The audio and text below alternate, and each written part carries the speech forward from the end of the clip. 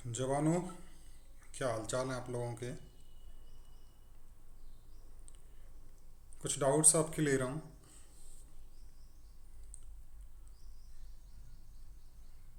आपकी जो समस्याएं आई थी, कुछ बच्चों ने जो व्हाट्सअप किए हैं उनको देख रहे हैं हम। एक आया है जिसका भी है, आप देख लें कि प्रश्न है, बजट रेखा की प्रवणता से सॉरी बजट रेखा की प्रवणता नीचे की ओर क्यों होती है। प्रश्न है आपका कि बजट रेखा जो होती है ना, उसकी प्रवणता, प्रवणता मतलब ढाल, डाउनवर्ड क्यों होती है, नीचे की ओर क्यों होती है। ये होती है ना बजट रेखा आपकी, इसकी प्रवणता ऊपर से नीचे की ओर क्यों होती है। प्रवणता ऊपर से नीचे की ओर कब होती है, ढाल किसी भी वक्र का ऊपर से नीचे क्यों होता है। ऊपर से नीचे उस स्थिति में ढाल होता है, किसी भी दो वेरिएबल आप ले लो कि अगर एक बढ़ेगा दूसरा घटेगा, कहने का मतलब एक दूसरे के व्युत्क्रम होंगे, एक दूसरे के व्युत्क्रम होंगे, तो जो है वो ढाल ऊपर से नीचे की ओर होगा। कहने का मतलब ये जो भाई साहब है ना, ये कहें कि मैं इधर जाऊंगा, तो ये वाले भाई साहब कहेंगे कि नहीं भैया मैं तो इधर जाऊंगा, तो ढाल जो है नीचे की ओर होगा। अब बात करते हैं बजट रेखा। बजट रेखा का मतलब ये होता है कि ये जो रेखा है, इस पे पूरी आय खर्च करने के बाद, पूरी आय खर्च करने के बाद दो वस्तुओं के जो संयोग बनते हैं, उसमें से अगर एक वस्तु को ज़्यादा खरीदना चाहेंगे, एक वस्तु को ज़्यादा खरीदना चाहेंगे तो दूसरी वस्तु की मात्रा का त्याग करना पड़ेगा। मान लीजिए आपके पास 100 रुपये हैं, है ना, और 100 रुपये में आपको जो है 20 रसगुल्ले आते हैं, है ना, और 10 जो है गुलाब जामुन आते हैं, मान लीजिएगा। आप सोच रहे होंगे ये बड़ा सस्ता सौदा है, 30 आगे 100 रुपये में खर्च कर लेंगे ऐसा। अब आपको क्या करना है, किसी को हो सकता है रसगुल्ले पसंद ना हो, तो वो क्या करेगा, गुलाब जामुन ज़्यादा खरीदेगा। 10 गुलाब जामुन है, वो 2 गुलाब जामुन और खरीदेगा, यानी उसी बजट में 100 रुपये में अगर वो 12 गुलाब जामुन खरीदना चाहेगा, कहने का मतलब गुलाब जामुन की मात्रा बढ़ाएगा तो उसको रसगुल्ले की मात्रा कम करनी पड़ेगी, रसगुल्ले की मात्रा त्याग करनी पड़ेगी। यानी 20 में से उसको क्या भाव है उस हिसाब से मान लीजिए 4 रसगुल्ले कम करने पड़े तो 16 रसगुल्ले हैं। यानी एक चीज़ में वृद्धि करेंगे तो दूसरी चीज़ में कमी करेंगे, तो इसलिए बजट रेखा की प्रवणता जो है वो नीचे की ओर होती है। ये पहली समस्या आपकी थी, समझाइए, समझा दिया है जी, है ना। प्रश्न संख्या 2 आपका बनता है, जस्ट ए मिनट, चल तो रहा है कि कहीं ऐसा तो नहीं है मैं पहले कर चुका हूँ कि भाई ठीक चल रहा है। क्या होता है कि सॉफ्टवेयर नहीं चल रहा हो और फिर हम उसको लेके बैठ जाएं, आधा घंटे बाद में पता चले। न्यून मांग की समस्या से आप क्या समझते हैं। न्यून मांग, डेफिशिएंसी ऑफ डिमांड से आप क्या समझते हैं। और आगे एक पार्ट और है इसका कि शासकीय व्यय में परिवर्तन से, शासकीय व्यय में परिवर्तन से न्यून मांग को कैसे सुधारा जा सकता है। पहली बात तो न्यून मांग क्या है। न्यून मांग है पूर्ण रोजगार की स्थिति में, कैसी स्थिति में, पूर्ण रोजगार की स्थिति में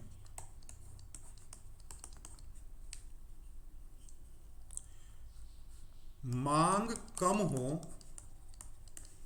और पूर्ति ज्यादा हो, मांग कम हो और पूर्ति ज्यादा हो। या यूं कह सकते हैं कि पूर्ण रोजगार, किसी भी अर्थव्यवस्था में पूर्ण रोजगार की स्थिति में मांग का मान पूर्ति की तुलना में कम हो तो इसे कहते हैं न्यून मांग। क्या कहते हैं बेटा, न्यून मांग।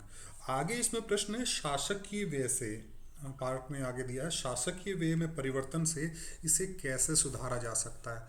शासकीय व्यय, प्रश्न इजी है, हो सकता है ये शब्द जो है आपने पहली बार सुना हो, किताब की लैंग्वेज कई बार कंफ्यूज कर जाती है। हम बार बार एक चीज़ पढ़ते आए हैं, सरकारी व्यय, वो ही सरकारी व्यय जो है वो शासकीय व्यय है। सरकारी व्यय में परिवर्तन से न्यून मांग की समस्या को कैसे दूर किया जा सकता है। देखिए, मांग का जो कंट्रोल किया जाता है ना, वो दो तरीके से किया जाता है। कई बार हमारा सेंट्रल बैंक करता है। क्या करता है? सेंट्रल बैंक द्वारा जो किया जाता है ना, जो उपाय किए जाते हैं, उनको क्या कहते हैं? मौद्रिक नीति। क्या कहते हैं बेटा? याद रख लेना, बीच में प्रश्न नया आ गया ये, कि मांग की समस्या या अर्थव्यवस्था की कोई भी समस्या के लिए अगर केंद्रीय बैंक जो है वो अपने प्रयास करता है, उसको कहते हैं मौद्रिक नीति। और सरकारें जो प्रयास करती हैं उसको कहते हैं राजकोषीय नीति। फिस्कल पॉलिसी जिसको कहते हैं राजकोषीय नीति। तो यहाँ पे जो इस न्यून मांग को समाधान करने के लिए शासकीय व्यय या सरकारी व्यय जो है, इसको बढ़ाया जाएगा। किसको बढ़ाया जाएगा? सरकारी व्यय को बढ़ाया जाएगा। और सरकारी व्यय को बढ़ाया जाएगा तो सीधी सी बात है, जो लोग होंगे उनकी जेब में पैसा आएगा, जेब में मुद्रा आएगी। कहने का मतलब एक चीज़ तो ये हुआ कि मुद्रा की पूर्ति बढ़ी, मुद्रा की पूर्ति बढ़ी। और मुद्रा की पूर्ति बढ़ी है तो लोगों की जेब में पैसा आएगा। वो कहाँ जाएंगे? बाजार में जाएंगे। बाजार में जाएंगे तो सीधी सी बात है कि वो सरकारी वस्तुएं जो हैं वो खरीदेंगे। वस्तुएं खरीदेंगे तो सीधी सी बात है मांग बढ़ेगी। कहने का मतलब इस स्थिति में समग्र मांग का मान जो है वो बढ़ेगा। और समग्र मांग का मान बढ़ेगा, कहने का मतलब आय बढ़ने से समग्र मांग बढ़ेगी। और समग्र मांग बढ़ेगी, रोजगार बढ़ेंगे, सारी स्थितियां इस तरह की आ जाएंगी। ये हो गया आपका शासकीय व्यय से परिवर्तन से कैसे सुधारा जा सकता है। ये बात हो गई। एक बच्चे की समस्या का समाधान हो गया है। अब अगला बच्चा लेते हैं। कौन है भाई?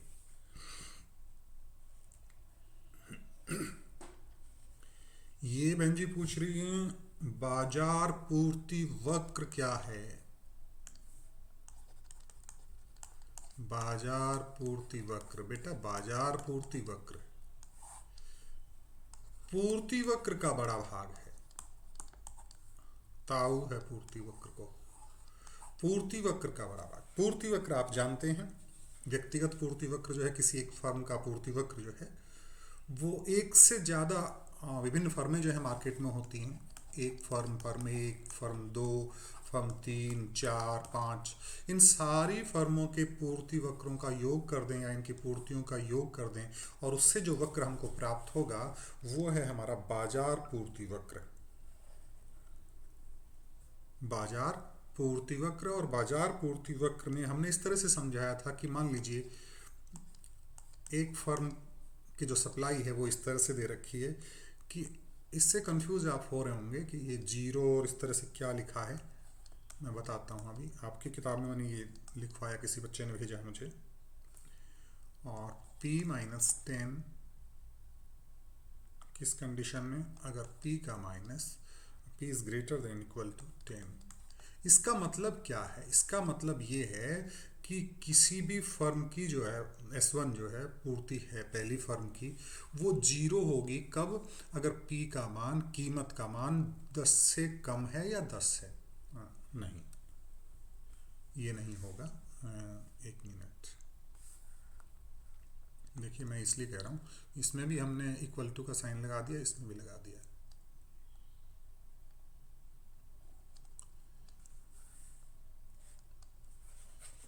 ये है अगर P का मान 10 से कम है, दोनों जगह इक्वल टू का नहीं, क्योंकि 10 इसमें शामिल हो गया ना। कहने का मतलब अगर कीमत किसी लेवल से कम हो जाए, अगर ये 10 से कम कीमत आ गई तो सीधी सी बात है ये फर्म नहीं कहेगी मेरे कौन पोसाई है भाई, ऐसे कम में आप उत्पादन कौन करना। कहने का मतलब P से कम है तो उसकी पूर्ति वो उत्पादन करेगी ही नहीं। वो उत्पादन कब करेगी? जब उसकी कीमत कम से कम 10 हो और 10 से ज़्यादा हो, तब उसका पूर्ति वक्र क्या है? P-10। कहने का मतलब यूँ कह सकते हैं कि S1P is equal to P-10। ठीक है। इसी प्रकार दूसरी कोई फर्म है, वो है S2P, मान लीजिए S2P, और उसकी भी कंडीशन है कि वो जीरो उत्पादन करेगा अगर P का मान 15 से कम है, और वो उत्पादन करेगा P-15 अगर P का मान ग्रेटर देन इक्वल टू 15 है। कहने का मतलब अगर ये भी फर्म ये कह रही है कि अगर आपकी कीमत 15 रुपये से कम है किसी वस्तु की तो हम कोई उत्पादन नहीं करेंगे, पूर्ति करेंगे ही नहीं, बेचने के लिए हम तैयार नहीं होंगे। हम बेचने के लिए तैयार कब होंगे? जब हमें कीमत कम से कम इतनी तो मिले। कितनी? 15 रुपये जितनी कीमत तो मिले, तब ये होगा। तो ये आपका पूर्ति वक्र 1 नंबर और ये 2 नंबर। तब आपका बाजार पूर्ति वक्र जो है वो क्या होगा? बाजार पूर्ति वक्र होगा, इसको मिटा दूं, बाजार पूर्ति वक्र होगा S1P प्लस S2P। ये आपका जो है SMP बराबर हो जाएगा। SMP का मतलब मार्केट वाला। तो S1P का मान था P माइनस 10 और S2P का मान था P माइनस 15। तो ये हो गया आपका बाजार पूर्ति वक्र PNP 2P और -10 और -15 -25। SMP का मान जो है वो इस तरह से हो गया 2P माइनस 25। ये आपका बाजार पूर्ति है ना। अब इससे ग्राफ कैसे बनाएंगे? ग्राफ बिल्कुल पूर्ति वक्र जो है वो इस प्रकार से बनता है। पूर्ति वक्र हमेशा नीचे से ऊपर की ओर जाता है। पूर्ति वक्र कहाँ से जाता है? नीचे से ऊपर की ओर। कहने का मतलब कीमतें बढ़ेंगी तो पूर्ति का मान बढ़ेगा और कीमतें घटेंगी तो पूर्ति का मान घटेगा। कहने का मतलब तेरे संग संग चलेंगे ना, ये इधर तो हम भी आएंगे इधर, तुम इधर तो हम भी आएंगे इधर। पूर्ति के मामले में ये होता, मांग के मामले में व्युत्क्रम संबंध होता। तो ये इस तरह का बना देंगे। एक थोड़ा सा आप इसको ओरिएंटेशन जरा सा चेंज कर सकते हैं, ये दूसरी फर्म का है। तीसरा इन दोनों के बीच का सा हो जाएगा इस तरह से। 3 चित्र बना देंगे, ये S1 का, ये S2 का और ये SM का। ये आपका पूर्ति वक्र है। ज़्यादा कुछ डिटेल्स नहीं है। अगर थोड़ा बहुत ऊपर नीचे अगर ऐसा हो भी जाता है तो आपको डरने की जरूरत नहीं है। ये बाजार पूर्ति वक्र है।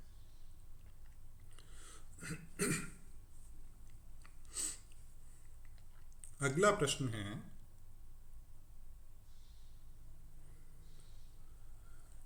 चालू खाते के घटक। चालू खाते के घटक, पूंजी खाता और चालू खाता, 2 प्रकार की बातें हमने की थी। चालू खाता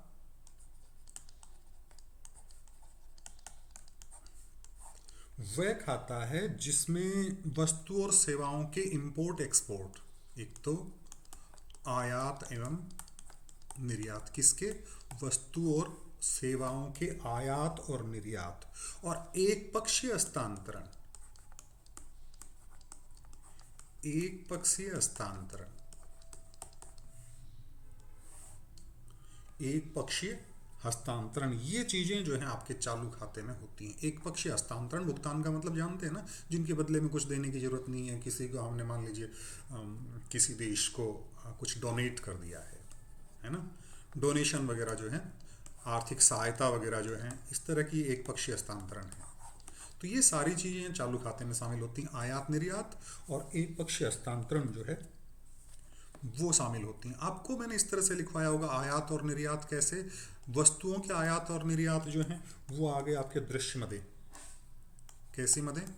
दृश्य मदें, क्योंकि हमने मोबाइल खरीदा या मोबाइल बेचा या कोई वस्तु है, वो वस्तुएं हैं, वो दिखाई दे रही हैं, इसलिए दृश्य मदें। और सेवाओं का आयात निर्यात जो है वो कैसा है? अदृश्य मदों का। ठीक है। और तीसरी बात, एक दूसरे से देश में जो है ना, हम कोई उसको डोनेशन दे रहे हैं, आर्थिक सहायता दे रही हैं, एक पक्षीय भुगतान या अंतरण जो है वो आपके चालू खाते में आता है। और दूसरा खाता है आपका पूंजी खाता। पूंजीगत खाता भी लिखते हैं या पूंजी खाता, पूंजीगत खाता। पूंजीगत खाते जो हैं ये इस प्रकार के खाते हैं जो एक देश से दूसरे देश के बीच में जो भुगतान किए जाते हैं। किस प्रकार के भुगतान किए जाते हैं? कि उससे जो है सरकार या वहां के निवासी, सरकार या वहां के निवासी की परिसंपत्तियों में परिवर्तन होता है। क्या होता है? परिसंपत्तियों में परिवर्तन या दायित्वों में परिवर्तन। परिसंपत्ति और दायित्वों में, लायबिलिटीज कहते हैं ना, परिवर्तन। मतलब समझे आप चालू खाते में तो हमने क्या किया था, import and export, import and export, और साथ में एक पक्षीय हस्तांतरण, यानी कि जो सामान बेचा हमने, निर्यात किया, आयात किया, वो चीज़ें, और एक पक्षीय हस्तांतरण, सब्सिडी वगैरह और आर्थिक सहायता वगैरह, इस तरह के अनुदान वगैरह, वो चीज़ें। और पूंजीगत खाते में क्या किया हमने, ऐसे लेन देन जिससे परिसंपत्तियों में परिवर्तन होता है और दायित्वों में परिवर्तन होता है। दायित्व का मतलब लाइबिलिटीज, के तो मांगनियां कम हो गया, के मांगनियां बढ़ गया। परिसंपत्तियों का मतलब हमने हमारी LIC जो है उसके शेयर्स बेच दिए, या विदेशों से हमने शेयर खरीद लिए, विदेशों से शेयर खरीद लिए तो हमारी परिसंपत्तियां बढ़ गई, हमारे शेयर बेच दिए तो हमारी परिसंपत्ति कम हो गई। विदेशों से उधार ले लिया, विदेशों से उधार ले लिया तो हमारी लाइबिलिटीज बढ़ गई, और हमने किसी को ऋण दे दिया तो हमारी लाइबिलिटीज कम हो गई। तो ये जो है आपके पूंजीगत खाते की मदें हैं, है ना। और कुछ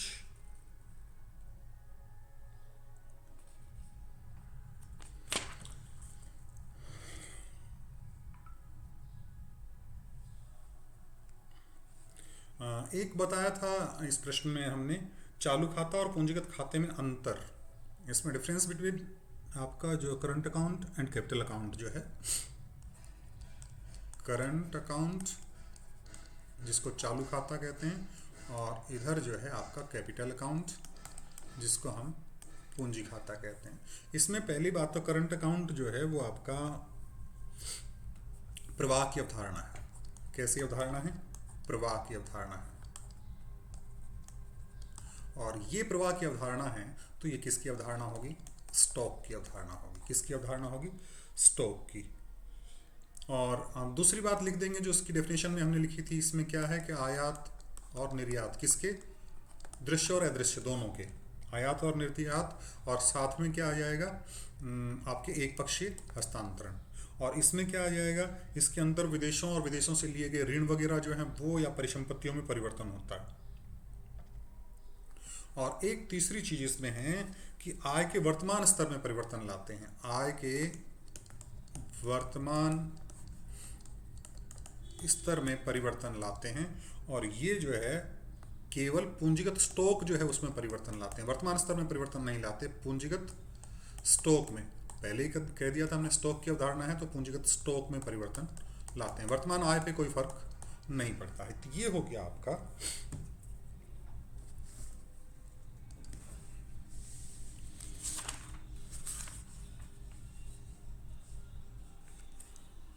आपके जितने भी समस्याएं थी उन समस्याओं को हमने देख लिया।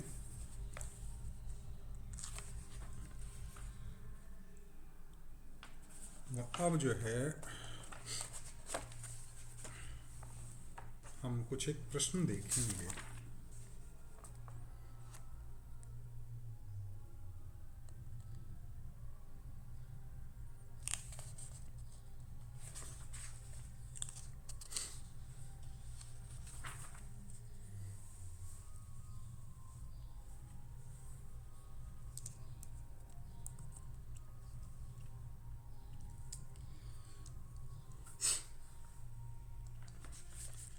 छोटे प्रश्न देखेंगे, मैं लिख नहीं रहा हूं, आप ध्यान से सुनेंगे। एक खुली अर्थव्यवस्था में, एक खुली अर्थव्यवस्था में समग्र मांग के घटक कौन कौन से होंगे? समग्र मांग के घटक कौन कौन से होंगे? ऑप्शन दे रखे हैं।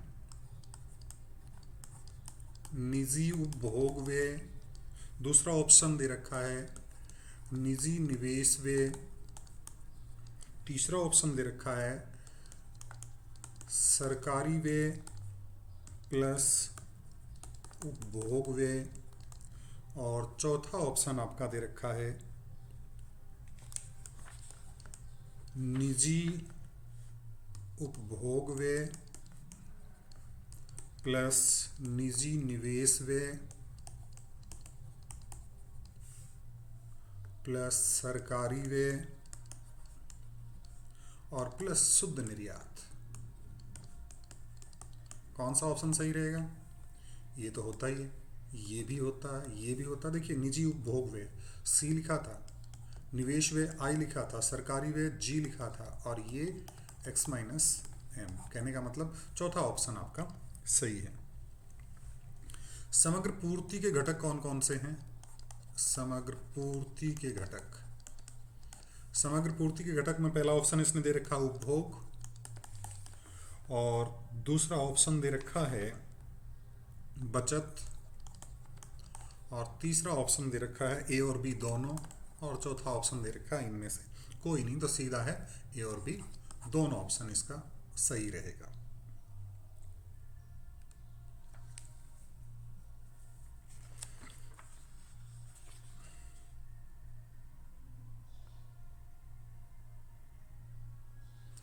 अगला प्रश्न है उपभोग फलन फलनात्मक संबंध है। उपभोग फलन फलनात्मक संबंध है किसका? उपभोग फलन किस किस का संबंध है? उपभोग फलन जो है सीधी सी बात है आय और उपभोग का संबंध है। आय और उपभोग के बीच में संबंध आपको बताता है। जस्ट ए मिनट, एक मिनट, एक मिनट। नमस्ते सर। हाँ हो गई सर। हाँ सर, चार रूम। ड्यूटी दो तो वही है सर। क्या करें सर, क्या करें सर, हम जो उपलब्ध करवाते हैं उन्हीं से लगाए हैं।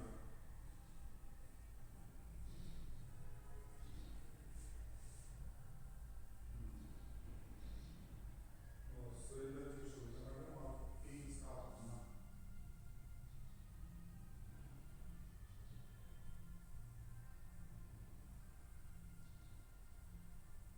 क्या पता सर, समझ नहीं आया।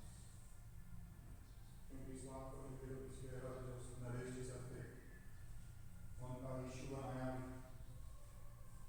वो एक दिन सुरेंद्र जी को नहीं लगाया था, और उन्होंने तुम्हारा काउंटर बनाया।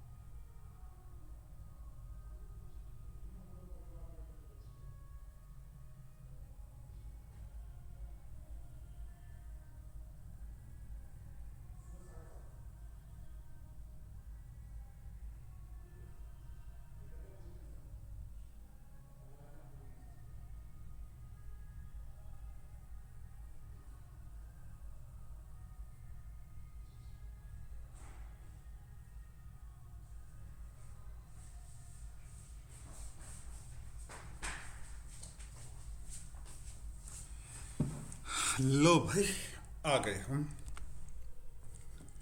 क्या था? उपभोग फलन फलनात्मक संबंध है किसमें? आय और उपभोग में, है ना। फिर अगला प्रश्न जो आ रहा है वो आपका है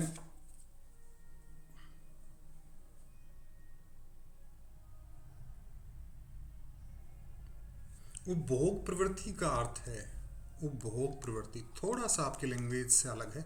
उपभोग प्रवृत्ति का अर्थ है, आप भले इसकी डिटेल में नहीं जाए, मैं इसमें ऑप्शन पढ़ रहा हूँ। उपभोक्ता का उत्कृष्ट उपभोग की ओर झुकाव। उत्कृष्ट उपभोग नहीं, स्पेसिफाई नहीं करते कि उत्कृष्ट उपभोग करेंगे कम करेंगे। एक ऑप्शन है आय का स्तर, जहां उपभोग व्यय आय के बराबर हो। आय के बराबर होना जरूरी नहीं है। आय की अतिरिक्त दर जो उपभोग पर व्यय की जाएगी, नहीं। ये है आय का स्तर जहां पर उपभोग और आय का अनुपात जो है वो होगा, वो आपकी उपभोग प्रवृत्ति है। हालांकि आपके लेवल से थोड़ा सा अलग है, इसको छोड़ दीजिए आप, है ना। अगला प्रश्न है औसत उपभोग प्रवृत्ति। एपीसी, एपीसी जो है वो बराबर होगी, एपीसी आपके बराबर होगी, ऑप्शन दे रखे हैं ए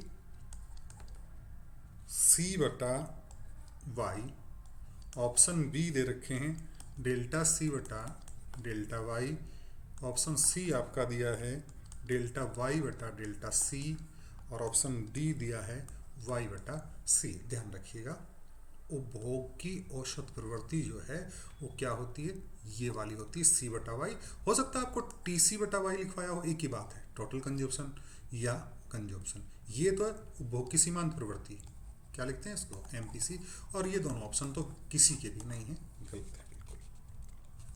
अगला प्रश्न है एमपीसी बराबर है, ऑप्शन में एक ऑप्शन है आपका डेल्टा वाई बटा डेल्टा सी, दूसरा ऑप्शन है डेल्टा सी बटा डेल्टा वाई, तीसरा ऑप्शन आपका है सी बटा वाई, और चौथा ऑप्शन है आपका वाई बटा सी। ये गलत, ये गलत, इन दोनों में से एक, ऊपर कौन सा आएगा कंफ्यूजन नहीं हो। आय में इकाई परिवर्तन होने पर उपभोग में जितना परिवर्तन होता है उसको उपभोग की सीमांत प्रवृत्ति कहते हैं, means option B is correct option. Okay, अब बात आती है, अगला प्रश्न है एपीएस, उपभोग के जैसा ही इसको कहते हैं बचत की औसत प्रवृत्ति। बचत की औसत प्रवृत्ति में ऑप्शन दे रखे हैं वाई बटा एस, दूसरा ऑप्शन दे रखा है डेल्टा वाई बटा, अब डेल्टा जहां आ गया ना वहां औसत नहीं होती, वो तो सीधा ये ऑप्शन तो घटा ही दो, सीमांत की बात आएगी, सीमांत में डेल्टा आएगा और औसत में सीधा सीधा आएगा वाई बटा एस, या एक ऑप्शन है एस बटा वाई, इन दोनों में से एक आना है। तो हमेशा याद रखो आय नीचे आएगी और उपभोग या बचत जो है वो ऊपर आएगी, कहने का मतलब ये ऑप्शन सही ऑप्शन है। फिर ऑप्शन प्रश्न है अगला कि एमपीएस इक्वल टू होगा, पहला ऑप्शन है डेल्टा वाई बटा डेल्टा सी, दूसरा ऑप्शन है डेल्टा एस बटा डेल्टा वाई, तीसरा ऑप्शन दे रखा है एस बटा वाई, चौथा ऑप्शन दे रखा है वाई बटा एस। सीधी सी बात है, अभी हमने कहा कि एमपीएस है, सीमांत प्रवृत्ति है, तो डेल्टा तो आएगा ही आएगा, आएगा मतलब दो ऑप्शन खत्म हो गए, या तो ये या ये। इसमें बचत है तो ये फालतू सी घुसा रखा है, ये भी ऑप्शन गलत हो गया क्योंकि ये बात आएगी। तो सीधी सी बात, हालांकि ऑप्शन किसी का भी नहीं है लेकिन सी आ गया तो बचत से कोई मतलब नहीं है, तो आपका आ गया डेल्टा एस बटा डेल्टा वाई।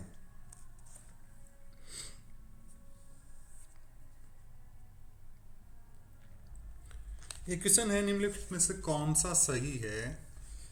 प्रश्न है एमपीसी प्लस एमपीएस बराबर 1,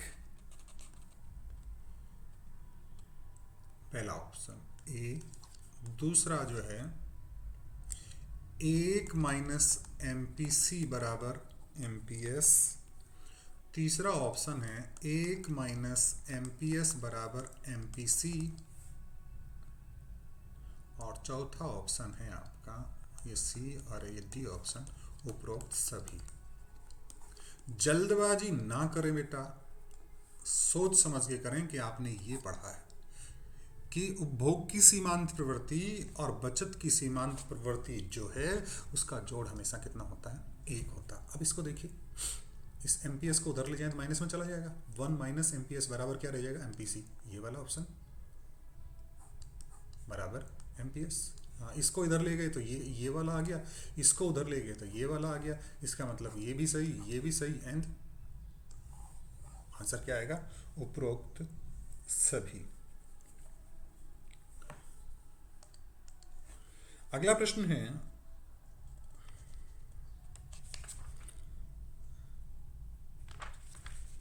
कौन सा सही है, एपीसी प्लस एपीएस बराबर 1, छोड़ दीजिएगा इसका, सेंसलेस है। लाभ की आशा से प्रेरित होकर किया गया निवेश कहलाता है, लाभ की आशा से प्रेरित होकर किया गया निवेश कहलाता है, क्या कहलाता है, स्वायत्त निवेश एक ऑप्शन है, दूसरा है प्रेरित निवेश, आंसर पता लग गया होगा कि और ऑप्शन बताऊं, स्वचालित निवेश, ऑटो स्टार्ट, सेल्फ स्टार्ट है ना, बटन वाला, पहले मोटरसाइकिल में किक मारते थे ना, आजकल बटन दबाया और स्टार्ट हो जाता है। स्वचालित निवेश है ना। और एक होता है वास्तविक निवेश। कौन सा ऑप्शन है? अब लाभ की आशा से प्रेरित होकर, वैसे तो इसमें तो सीधा शब्द ही आ गया, लेकिन लाभ हमको ऐसा लगता है ना कि ये निवेश करने से लाभ होगा, तो वो जो होता है वो प्रेरित निवेश होता है। क्या होता है बेटा? प्रेरित निवेश।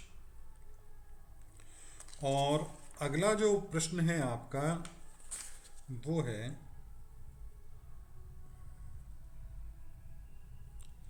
जो निवेश आय और रोजगार के स्तर से, जो निवेश आय और रोजगार के स्तर से स्वतंत्र हो,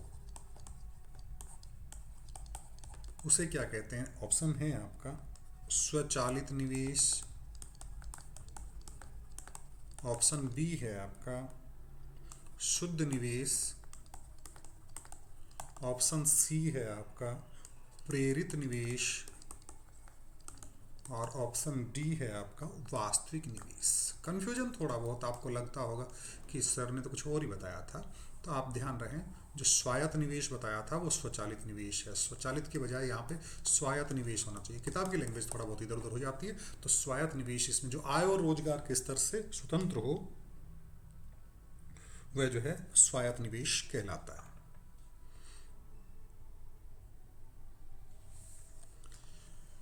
एक प्रश्न है आपका, पूर्ण रोजगार की स्थिति वह है, कौन सी स्थिति? पूर्ण रोजगार की स्थिति। पूर्ण रोजगार की स्थिति, पहली बात तो सीधा ही समझ लें इसको, अगर ऑप्शन नहीं दिए हैं तो पूर्ण रोजगार। पूर्ण रोजगार का मतलब जिसको काम चाहिए, जिसको काम चाहिए, उसकी योग्यता के अनुसार उसको काम मिल जाए प्रचलित मजदूरी दर पर, यानी कोई भी काम करने को तैयार हो वो काम मिल जाए, वो पूर्ण रोजगार की है। तो ऑप्शन ए दे रखा है मजदूरी की वर्तमान दर पर लोग काम करने को तैयार हों। जो मजदूरी दे रखी है, हमने कह दिया कि भाई हम आपको 350 रुपये पर डे के देंगे, ये 350 पे जो आदमी काम करने को तैयार हैं और उनको काम मिल जाए, वो पूर्ण रोजगार की स्थिति है। दूसरा ऑप्शन है शून्य बेरोजगारी की स्थिति नहीं है। बिल्कुल सही बात है, शून्य बेरोजगारी की स्थिति हो गई तो फिर आपका पूर्ण रोजगार नहीं होगा। तो तीसरा ऑप्शन है ए और बी दोनों, तो ए और बी दोनों सही उत्तर है। अगला है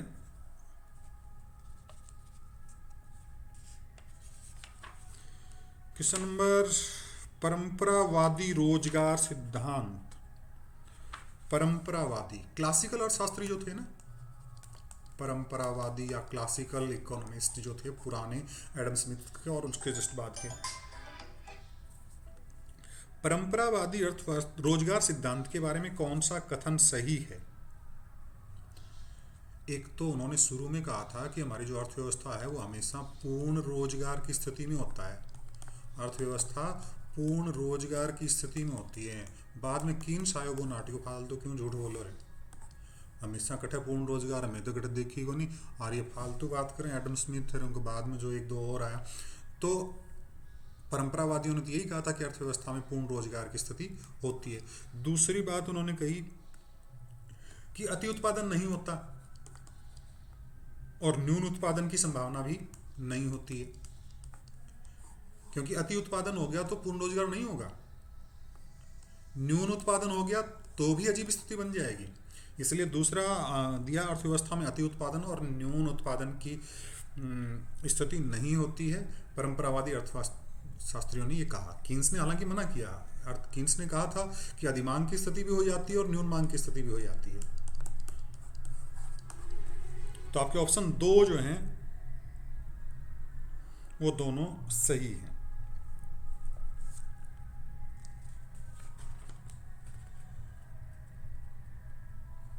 आपके काम का और प्रश्न मैं देखता हूं।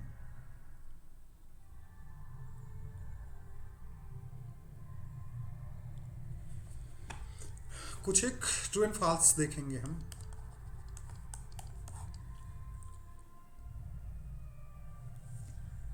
समग्र मांग उपभोग वस्तुओं की मांग को प्रकट करती है। पहला प्रश्न है समग्र मांग केवल उपभोग वस्तुओं की मांग को प्रकट करती है। गलत है, केवल उपभोग नहीं और भी वस्तुओं की मांग को प्रकट करती है।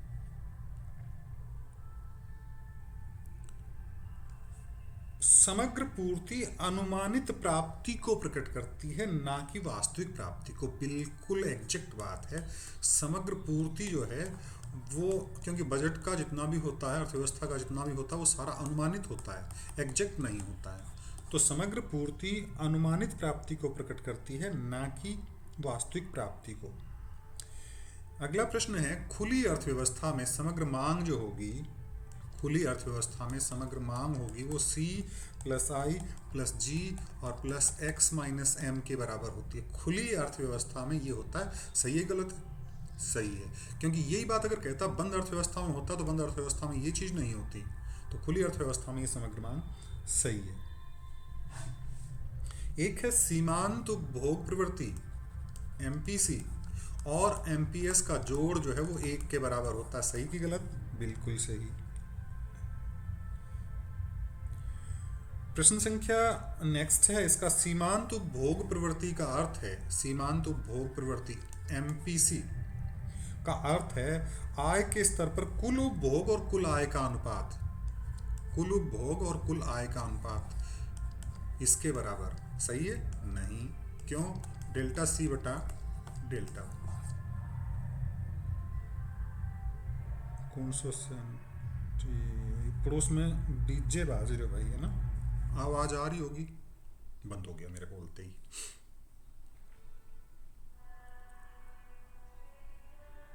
एक प्रश्न है शून्य आय स्तर पर कुछ न्यूनतम उपभोग अवश्य होता है। शून्य आय स्तर पर कुछ उपभोग अवश्य होता है ना?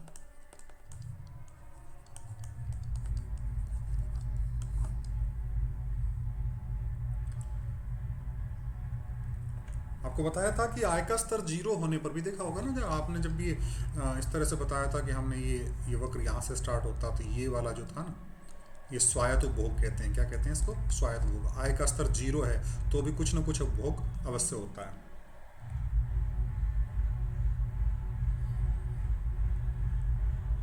स्वायत्त निवेश ब्याज की दर पर निर्भर करता है। स्वायत्त निवेश ब्याज की दर पर निर्भर करता है, किसी पर भी निर्भर नहीं करता।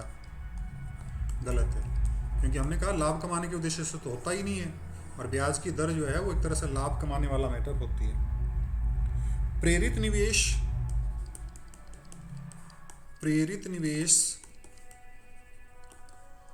आय के स्तर पर निर्भर करता है। बिल्कुल करता है प्रेरित निवेश आय के स्तर पर। अगला प्रश्न है पूर्ण रोजगार की अवस्था में शून्य बेरोजगारी की स्थिति होती है? नहीं होती है भाई शून्य बेरोजगारी। पूर्ण रोजगार की स्थिति में, पूर्ण रोजगार की स्थिति में, जोर से बोलना पड़ेगा मुझे क्योंकि मेरे से ज्यादा लाउडली आपका पड़ोस में डीजे जो बज रहा है। पूर्ण रोजगार की स्थिति में शून्य बेरोजगारी की स्थिति होती है? नहीं होती है। शून्य बेरोजगारी की स्थिति हो ही नहीं सकती। देश में बेरोजगारी का आकार का अनुमान लगाते समय ऐच्छिक बेरोजगारी को ध्यान में नहीं रखा जाता। बेरोजगारी के आकार का अनुमान लगाते समय ऐच्छिक बेरोजगारी का मतलब समझ रहे हैं? एक लड़की ने पूछा था कि सर अनैच्छिक बेरोजगारी कौन सी होती है? अनैच्छिक बेरोजगारी का मतलब ऐसी बेरोजगारी जो कोई भी काम करने वाला वर्कर जो है, श्रमिक है, वो नहीं चाहता, यानी वो काम करना तो चाहता है लेकिन फिर भी उसके पास बेरोजगारी है। और ऐच्छिक बेरोजगारी का मतलब हम कहें कि जैसे लड़का हो गया भाई 20 साल का हो गया, आप पढ़ाई छोड़ दिए कि आप बेटा काम करिएगा, आप लोग वो करना, मैं तो कौन करूँ, आराम से सोएंगे, मजे करेंगे, ऐश करेंगे, पापा का पैसा है दुनिया भर का उड़ाएंगे, प्रॉपर्टी इकट्ठी कर रखी है, तो वो ऐच्छिक बेरोजगारी। तो ऐसी बेरोजगारी को जो है हम बेरोजगारी की कैलकुलेशन में शामिल नहीं करते हैं।